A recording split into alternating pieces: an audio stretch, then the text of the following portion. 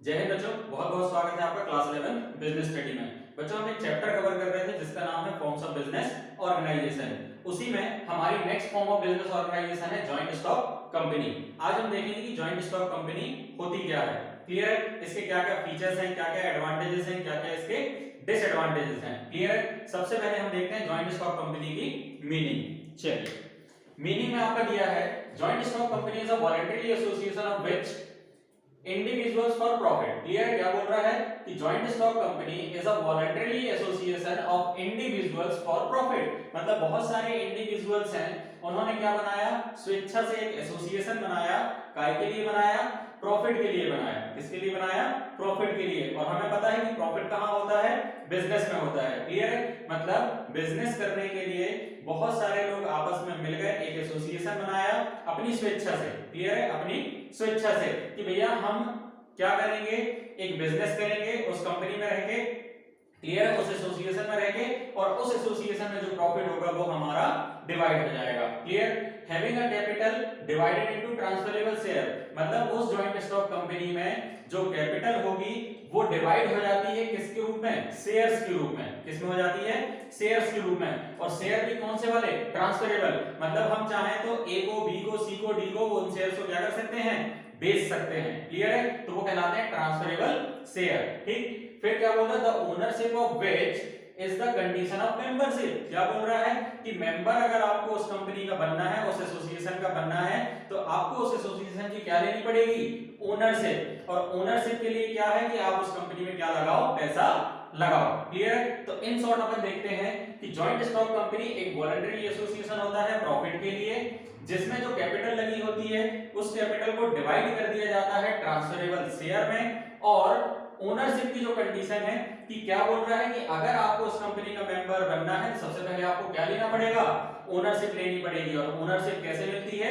उस कंपनी में पैसा लगाने के बाद। क्लियर है? चलिए आगे देखते हैं इसके फीचर्स ऑफ कंपनी। क्या क्या इसके फीचर्स हैं, इसकी विशेषताएं क्या क्या हैं, इन्हीं को हम क्या बोलते हैं? और कैरेक्टरिस्टिक्स, उनकी विशेषताएं। तो पहली कैरेक्टरिस्टिक्स हमको दी गई है बच्चों, artificial person with a separate legal entity. Company में क्या होता है? Company is an artificial person. Company कृत्रिम पर्सन है। क्या है? कृत्रिम पर्सन। एक होता है हमारे आप जैसे कि हम और आप क्या हैं? एक प्राकृतिक हैं, है ना, कि भैया हमारा जन्म हुआ है। वैसे ही कंपनी क्या है? एक आर्टिफिशियल पर्सन है जो लोगों के द्वारा बनाई जाती है। किसके द्वारा बनाई जाती है? लोगों के द्वारा बनाई जाती है। और कंपनी जो होती है वो आर्टिफिशियल पर्सन होती है with a separate legal entity.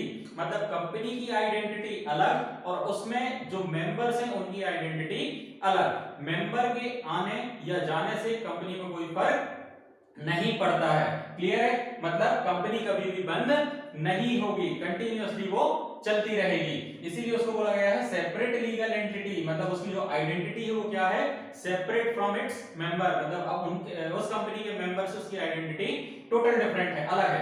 क्या है ये कंपनी?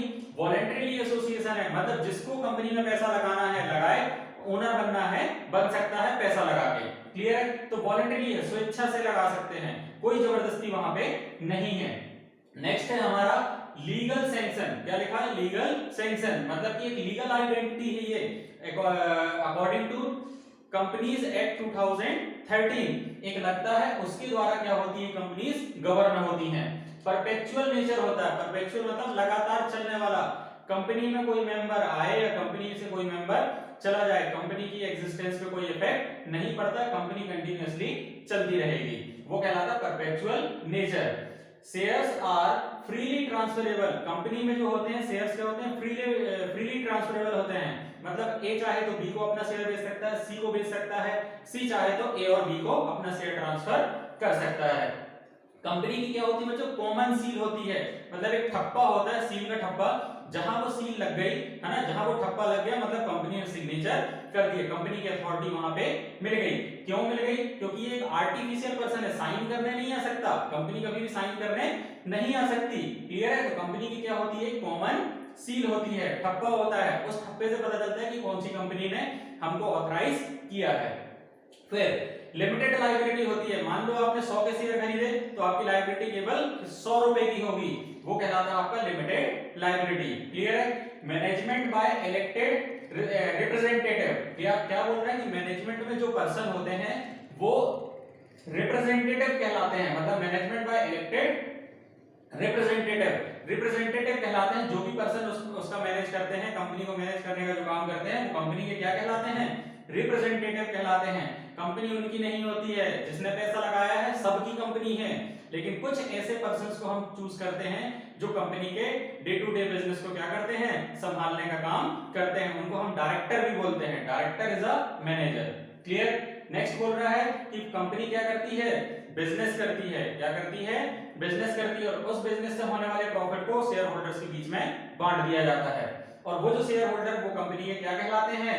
ओनर कहलाते हैं। तो लास्ट पॉइंट है हमारा ओनरशिप। क्लियर है? चलिए क्या क्या देखा कि कंपनी एक आर्टिफिशियल पर्सन है विद सेपरेट लीगल आइडेंटिटी, मतलब कंपनी की आइडेंटिटी अलग होती है और उसके मेंबर की आइडेंटिटी अलग होती है। कंपनी क्या है? आर्टिफिशियल पर्सन, और मेंबर क्या है? Natural person. क्लियर? ये एक वॉलंटरी एसोसिएशन है, स्वेच्छा से तैयार किया गया एसोसिएशन है। लीगल सैंक्शन होता है, मतलब कुछ ना कुछ लॉ लगता है, कंपनी एक्ट लगता है, उसके द्वारा गवर्न होती है कंपनियां। परपेचुअल नेचर होता है, लगातार चलने वाला, कभी बंद ना होने वाला। Share are freely transferable, share को अपन फ्रीली ट्रांसफर कर सकते हैं कंपनी के केस में। कॉमन सील होती है कंपनी की, एक ठप्पा होता है वो उसकी कॉमन सील कहलाती है। लिमिटेड लायबिलिटी होती है, जितने का शेयर उतने तक की लायबिलिटी होगी, उससे ज्यादा की लायबिलिटी नहीं। 100 का शेयर तो 100 तक की लायबिलिटी, 50 का शेयर तो 50 रुपए तक की लायबिलिटी, 20 रुपए का शेयर तो 20 रुपए तक की लायबिलिटी। क्लियर? तो that is called limited liability. Management by elected representative, जो मैनेजमेंट में वर्क कर रहे हैं पर्सन, वो उसके रिप्रेजेंटेटिव कहलाते हैं। किसके? कंपनी के। कंपनी एक बिजनेस करती है, और जो बिजनेस होता है वो प्रॉफिट, बिजनेस से जो प्रॉफिट होता है वो किसको मिलता है? उसके ओनर को। तो ओनरशिप होती है किसकी? जो कंपनी में पैसा लगाता है उसकी। क्लियर है? चलिए आगे देखते हैं। टाइप्स ऑफ कंपनी, कितने टाइप की कंपनियां होती हैं बच्चों? 3 टाइप की होती हैं। एक होती है सिंगल पर्सन कंपनी, दूसरी होती है प्राइवेट कंपनी, और तीसरी होती है पब्लिक कंपनी। पहले 2 ही कंपनी हुआ करती थी, एक प्राइवेट और दूसरा पब्लिक। क्लियर है? प्राइवेट कंपनी और पब्लिक कंपनी। लेकिन लास्ट ईयर से एक और कंपनी आ गई है जिसका नाम है सिंगल पर्सन कंपनी। केवल एक ही पर्सन होता है, वो कंपनी क्रिएट करके खुद ही चलाते रहता है, just like a sole proprietorship. Clear है? लेकिन कंपनी होती है। On the basis of mode of incorporation, incorporation से पता चलता है कि कंपनी किस तरह की है। On the basis of liability, उसकी लायबिलिटी से पता चलता है कि कंपनी किस तरह की है। On the basis of membership, member से पता चलता है कि कंपनी किस तरह की है। और लास्ट बोल रहा है on the basis of nationality, कि इंडियन है कि फॉरेन है कि कहीं बाहर की है। क्लियर? वो कहलाता है on the basis of nationality. क्या क्या देखा अपन ने? टाइप्स ऑफ कंपनी चार तरह से डिवाइड हो सकती हैं। पहला on the basis of mode of incorporation के बेसिस पे कंपनी को डिवाइड करेंगे। On the basis of liability, liability से डिफाइन करेंगे कंपनी को। On the basis of membership, membership के बेसिस पे डिफाइन करेंगे। और on the basis of nationality. Clear है? ये 4 टाइप हो गए आपके कंपनी के। इनके अनुसार हम बताएंगे कि कौन सी कंपनी किसके अंडर आती है। क्लियर है? आगे on the basis of mode of incorporation, incorporation में क्या बोल रहा है? 3 तरह की। एक होती है रजिस्टर्ड कंपनी, स्टैट्यूटरी कंपनी, और एक होती है चार्टर्ड कंपनी।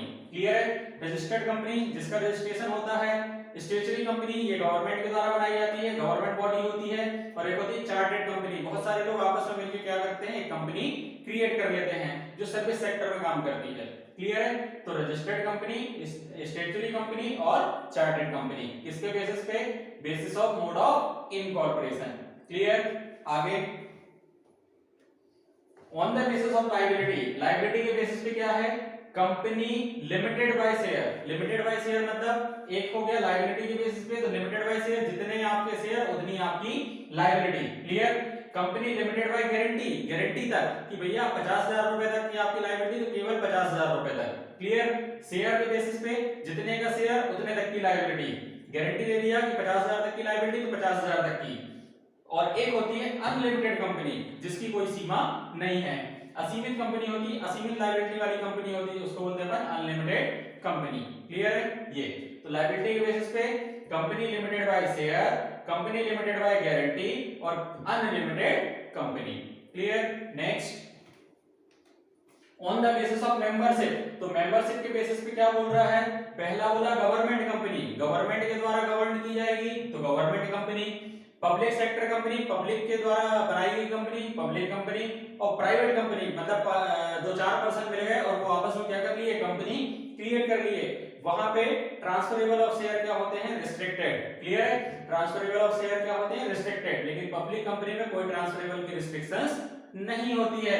और गवर्नमेंट कंपनी क्या करती है, बॉन्ड वगैरह इशू करती है। क्लियर है, तो government company, public company and private company कौन से बेसिस पे, मेंबरशिप के बेसिस पे। गवर्नमेंट के द्वारा होल्ड की गई तो गवर्नमेंट कंपनी, पब्लिक के द्वारा होल्ड की गई तो पब्लिक कंपनी, और प्राइवेट पर्सन के द्वारा होल्ड की गई तो प्राइवेट कंपनी। ये तीन आपकी होंगी मेंबरशिप के बेसिस पे। क्लियर, आगे on the basis of nationality. Nationality मतलब क्या, राष्ट्रीयता के बेसिस पे। क्लियर, तो एक होती है इंडियन कंपनी और दूसरी होती है फॉरेन कंपनी। इंडियन कंपनी मतलब भारतीय कंपनी और फॉरेन कंपनी मतलब विदेशी कंपनी। ये देशी हो जाएगी और ये विदेशी हो जाएगी। हम इंडिया में रहते हैं तो ये हमारे लिए देशी कंपनी और ये हमारे लिए विदेशी कंपनी, इसलिए बोला गया इंडियन कंपनी और फॉरेन कंपनी। किसके बेसिस पे, नेशनैलिटी के बेसिस पे, राष्ट्रीयता के बेसिस पे। क्लियर, आगे मेरिट्स ऑफ कंपनी, क्या क्या गुण होते हैं कंपनी के।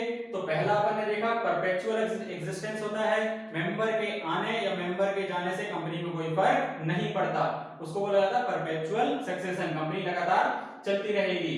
कंपनी में क्या होता है, लार्ज फंड होता है, बहुत सारा पैसा होता है, बहुत सारे लोग क्या करते हैं, उस कंपनी में पैसा लगाते हैं, शेयर खरीदते हैं, डिवेंचर्स खरीदते हैं। तो जितने ज्यादा लोग शेयर और डिवेंचर खरीदेंगे वहां कैपिटल क्या होगा, बढ़ेगी, तो वो कहलाता है large fund. Transferability of share, merits में क्या बोल रहा है, कंपनी के जो शेयर होते हैं उनको अपन ट्रांसफर कर सकते हैं, इजीली ट्रांसफर कर सकते हैं। क्लियर, दूसरा बोल रहा है लिमिटेड लायबिलिटी। यहाँ पे क्या होती है लायबिलिटी, लिमिटेड, जितने का शेयर उतने की लायबिलिटी, जितने की गारंटी उतने की लायबिलिटी। फिर बोल रहा है spreading out of risk. Clear है, यहाँ रिस्क क्या होती है, बहुत सारे लोगों के बीच में बढ़ जाती है, जिसने जिसने पैसा लगाया पूरी लायबिलिटी उनके आपस में बढ़ गई, तो वो कहलाता है spreading out of risk.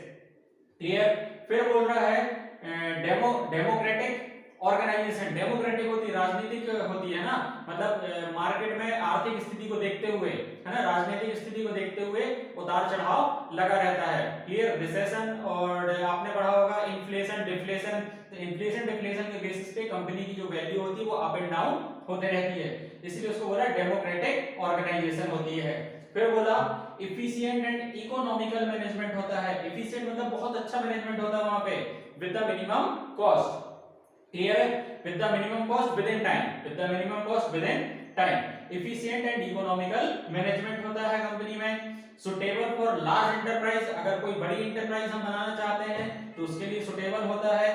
Effective control by the government, government के द्वारा क्या होता है वहां पे इफेक्टिव कंट्रोल हमको मिल जाता है, कहां पे, कंपनी में। तो क्या क्या देखा अपन ने मेरिट्स में, परपेचुअल एग्जिस्टेंस, लगातार चलते रहना, लार्ज फंड, बहुत सारा पैसा लगा होता है उस कंपनी में, ट्रांसफरेबिलिटी ऑफ शेयर होता है, इजीली अपन ट्रांसफर कर सकते हैं, लिमिटेड लायबिलिटी होती है, जितने का शेयर उतने की liability, spreading out of risk, risk क्या हो जाती है आपस में स्प्रेड हो जाती है, बढ़ जाती है, डेमोक्रेटिक ऑर्गेनाइजेशन होती है, राजनीति से भी इसका फर्क पड़ता है, उतार चढ़ाव लगा रहता है, एफिशिएंट एंड इकोनॉमिकल मैनेजमेंट होता है, एफिशिएंट एंड इफेक्टिव, है ना, with in time with the minimum cost. Suitable for large enterprise, बड़ी एंटरप्राइज बनाना है तो उसके लिए हमारे लिए सुटेबल होती है कंपनी, और effective control by the government, government के द्वारा उसमें इफेक्टिव कंट्रोल हमको मिल जाता है। क्लियर, ये हमारे हो गए merits of company. Next demerits of company. Company के क्या क्या डीमेरिट्स हैं, मतलब उसके अवगुण क्या क्या हैं। तो पहला अवगुण है हमारा completion in formation, completion in complication in formation. Complication in formation में क्या होता है कि बहुत सारे जब मेंबर हो जाते हैं, है ना, बहुत सारे आपके क्या हो गए वहां पे डायरेक्टर हो गए, तो डायरेक्टर्स की अगर सोच मिल गई तो ठीक, और नहीं मिली तो कॉम्प्लिकेशंस वहां पे आ जाती हैं। और फॉर्मेशन की बात चल रहा है। क्लियर, डीमेरिट्स ऑफ कंपनी में पहला दिया है कॉम्प्लिकेशंस इन फॉर्मेशन, मतलब कंपनी बनाना आसान नहीं है, इसमें बहुत सारी फॉर्मेलिटीज को क्या करना पड़ता है, डॉक्यूमेंटेशन करना पड़ता है, फॉर्मेलिटीज करनी पड़ती, तब जाके हम एक कंपनी को क्रिएट कर पाते हैं। क्या बोल रहा है, democratic only in theory, democratic किसमें है, केवल थ्योरी में है, प्रैक्टिकली अगर अपन देखेंगे तो कंपनी में राजनीति का ज्यादा कोई फर्क नहीं पड़ता है। क्लियर है, ये केवल थ्योरी में बताने के लिए किया गया है। फिर लैक ऑफ मोटिवेशन, वहां पे मोटिवेशन क्या होता है, बहुत कम होता है कंपनी में, जो काम कर रहा है, जो नहीं कर रहा वो नहीं कर रहा। लिमिटेड लायबिलिटी होती है ना। लिमिटेड लायबिलिटी मतलब कि 20 रुपए है तो 20 रुपए तक की लायबिलिटी, 100 है तो 100 रुपए तक की लायबिलिटी। क्लियर। इससे ज्यादा अगर रिस्क किसी के ऊपर आती है तो वो बंदा बियर नहीं करेगा, जिससे कंपनी को क्या हो सकता है, लॉस हो सकता है। इसीलिए वहां पे क्या बोल दिया इसको डीमेरिट्स में कि लिमिटेड लायबिलिटी उसके लिए क्या है, loss. Clear. Delay in decision, अब बहुत बड़ी कंपनी है तो उसमें जो डिसीजंस होते हैं वो क्या हो जाते हैं, कई बार डिले हो जाते हैं, लेट हो जाते हैं। No personal touch with employees, employees के साथ वहां पे पर्सनल टच बनाना थोड़ा सा कठिन होता है। लैक ऑफ सीक्रेसी, जब बहुत सारे मेंबर वहां कंपनी में ऐड हो गए तो सीक्रेसी मतलब जो अपने को जो चीज छुपानी चाहिए है ना, वो चीजें वहां पे सामने वाले के पास क्या हो जाती हैं, दिख जाती हैं। तो लैक ऑफ सीक्रेसी मतलब क्या कि जो भी चीजें छुपाना रहता है वो चीजें वहां पे छुप नहीं पाती हैं ज्यादा लोगों के होने के कारण। फिर बोल रहा है concentration of wealth and power in the few hands, मतलब बहुत कम लोगों के हाथ में क्या होती है, पावर होती है, और वेल्थ क्या होती है वहां पे, कंसंट्रेट होती है, ज्यादा मात्रा में एकदम से बढ़ती नहीं है, धीरे धीरे बढ़ती है। Concentration of wealth and power in few hands. Clear है, ये आपके हो गए डीमेरिट्स ऑफ कंपनी। क्लियर बच्चों, चलिए देखते हैं आगे। Suitable of joint stock company, क्या बोल रहा है, सुटेबल। सुटेबल में क्या बोल रहा है कि किस किस कंडीशन में जॉइंट स्टॉक कंपनी बनाना हमारे लिए सुटेबल है। पहला, लार्ज कैपिटल अगर चाहिए तो सुटेबल है। High degree of managerial skill चाहिए तो सुटेबल है। ग्लोबल बिजनेस ऑपरेशंस करना है तो हमारे लिए सुटेबल है। रिस्क फैक्टर्स अगर कम करने हैं है ना, मतलब रिस्क को बांटना है तो उसके लिए हमारे लिए सुटेबल है। Large scale production and distribution करना है तो हमारे लिए जॉइंट स्टॉक कंपनी सुटेबल है। इसके अलावा बहुत सारी कंडीशंस होती हैं, लेकिन मेन कंडीशंस आपकी केवल ये 5 होती हैं। क्लियर, कि कब आता है, कब किस पर्पस में अपने लिए जॉइंट स्टॉक कंपनी सुटेबल होगी, लार्ज कैपिटल के लिए, high degree of management managerial skill के लिए, ग्लोबल बिजनेस ऑपरेशंस के लिए, मतलब ग्लोबल में अगर अपने को पूरे ग्लोब में अपने बिजनेस करना तो कंपनी बनाना हमारे लिए सुटेबल होता है। रिस्क फैक्टर्स अगर देखा जाए तो रिस्क को अगर बांटना है, ज्यादा से ज्यादा बांटना है, लिमिटेड लायबिलिटी होती है तो रिस्क फैक्टर के लिए हमारे लिए कंपनी सुटेबल है। और लार्ज स्केल प्रोडक्शन करना है, डिस्ट्रीब्यूशन करना है तो उसके लिए भी हमारे लिए कंपनी सुटेबल है। क्लियर बच्चों, यहाँ पे जॉइंट स्टॉक कंपनी वाला हमारा टॉपिक खत्म होता है। नेक्स्ट क्लास में हम इसके आगे का टॉपिक करेंगे, जो लास्ट हमारा बच गया है कोऑपरेटिव सोसाइटी वाला। क्लियर है, कोऑपरेटिव सोसाइटी हम नेक्स्ट क्लास में देखेंगे। तब तक के लिए बच्चों थैंक यू।